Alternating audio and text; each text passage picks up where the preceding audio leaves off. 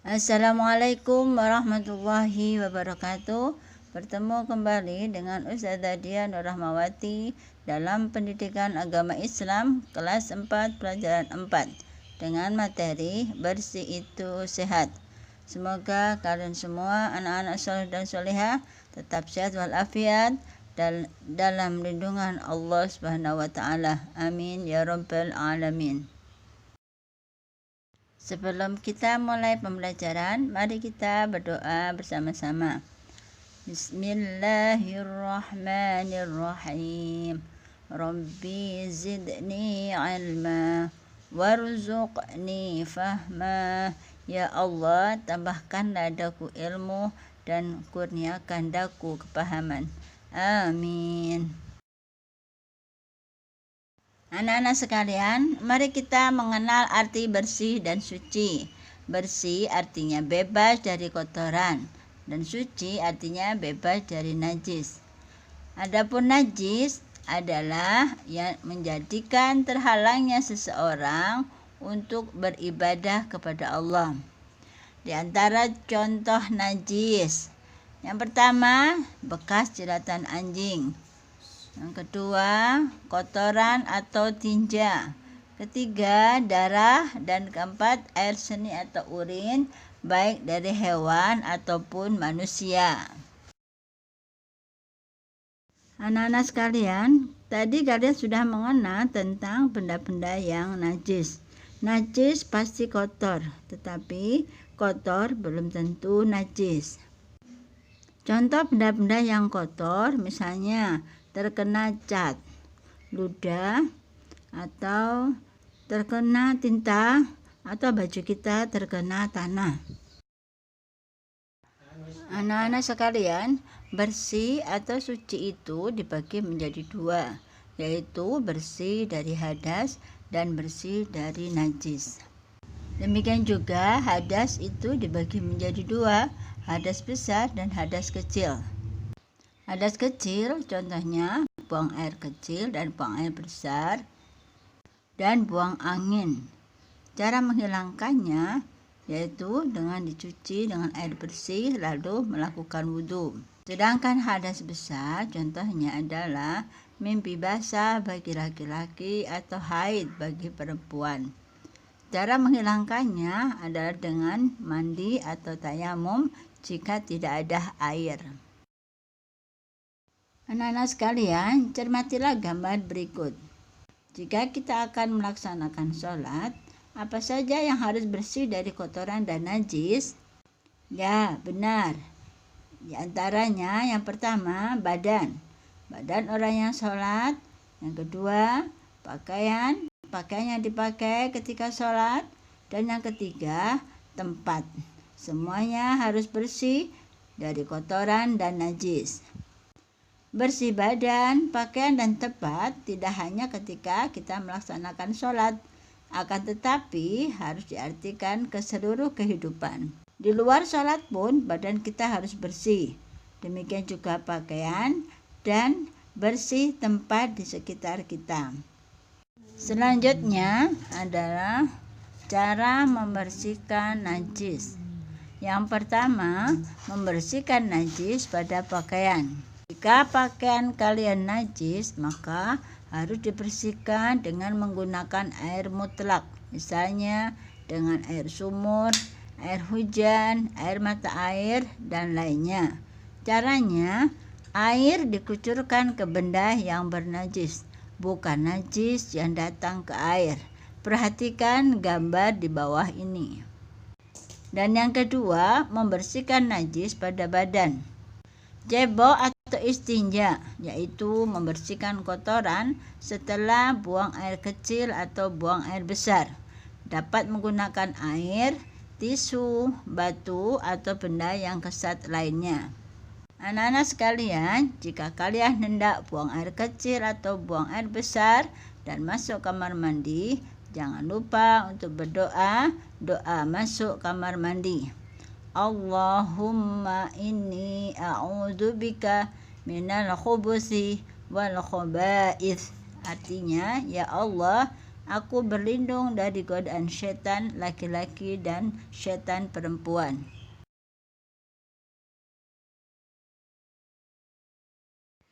Anak-anak soleh dan solehah, ayo gemar berwudu. Wudu adalah ibadah yang sangat penting. Kalau kalian melakukan wudu, hendaklah dengan tata cara yang benar. Karena bila wudu kita tidak benar, maka sholatnya tidak sah. Perhatikan gambar berikut tentang tata cara berwudu. Tata cara berwudu seperti yang dilakukan Rasulullah SAW adalah sebagai berikut. Niat wudu, nawaitul wudu'a liraf'il hadatsil asghari lillahi ta'ala. Saya niat wudu untuk menghilangkan hadas kecil karena Allah Ta'ala. Kemudian dilanjutkan dengan baca basmalah. Setelah itu membasuh tangan. Dianjurkan membasuh 2 tangan hingga pergelangan tangan. Kemudian berkumur-kumur dengan sempurna. Dilanjutkan membasuh rongga hidung dengan cara menghirup air. Selanjutnya adalah membasuh muka. Anak-anak diwajibkan membasuh muka dengan sempurna. Batas wajah atau muka adalah ujung dagu sebelah bawah dan tempat tumbuh rambut di atas kening sebelah atas. Batas sebelah kiri kanan yaitu pangkal telinga. Setelah itu membasuh 2 tangan. Diwajibkan membasuh 2 tangan dari ujung jari tangan hingga siku. Setelah itu diwajibkan menyapu atau mengusap kepala sebagian atau seluruh. Dilanjutkan dengan mengusap 2 daun telinga bagian luar dan dalam. Dan yang terakhir diwajibkan membasuh 2 kaki dari ujung atau telapak kaki hingga mata kaki. Dan wudhu kita akhiri dengan doa sesudah wudhu. Nah, anak-anak, mari kita mengulang doa setelah berwudu bersama-sama. Asyhadu an la ilaha illallah wahdahu la syarikalah wa asyhadu anna Muhammadan abduhu wa rasuluh.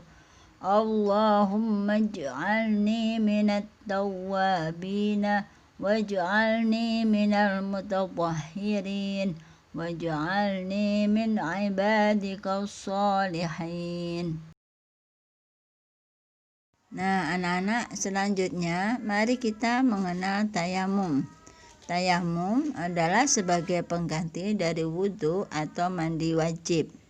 Tayamum merupakan keringanan yang Allah berikan bagi orang yang kesulitan mendapatkan air atau bagi orang yang tidak diperkenankan menggunakan air karena sakit.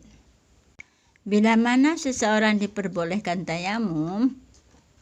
Yang pertama, bila tidak ada air, sudah berusaha mencari air tetapi tidak mendapatkannya, sedangkan waktu sholat sudah masuk. Yang kedua, bila sedang sakit. Apabila terkena air, anggota wudhunya akan bertambah sakitnya, dan demikian menurut keterangan dokter. Dan yang ketiga, bila dalam perjalanan atau musafir dan sangat sulit mendapatkan air. Nah, anak-anak, bagaimana cara melakukan tayamum? Mari kita belajar tayamum. Yang pertama, berniat tayamum untuk melakukan sholat fardu. Mari kita bersama-sama membaca niat tayamum. Nawaitu tayammuma listibahadus sholati fardhan lillahi ta'ala. Aku berniat melakukan tayamum agar dapat mengerjakan sholat fardu karena Allah Ta'ala. Anak-anak sekalian, setelah berniat untuk tayamum, dilanjutkan dengan membaca basmalah. Perhatikan gambar berikut tentang tata cara tayamum. Yang pertama, menetupkan kedua tangan 1 kali ke permukaan tanah, pasir, atau ke permukaan yang berdebu. Dilanjutkan mengipaskan kedua telapak tangan. Kemudian mengusap muka dengan cara menggandengkan 2 tangan secara sejajar, kemudian ditutupkan ke muka. Lalu digerakkan secara terpisah. Tangan kanan ke arah kanan dan tangan kiri ke arah kiri dengan 1 kali gerakan. Langkah selanjutnya yaitu menetupkan kedua tangan 1 kali ke permukaan tanah, pasir, atau ke permukaan yang berdebu. Kemudian mengipaskan sekali lagi telapak kedua tangan. Dan dilanjutkan mengusap punggung tangan kanan dengan telapak tangan kiri dan punggung tangan kiri dengan telapak tangan kanan sampai pergelangan atau sampai siku.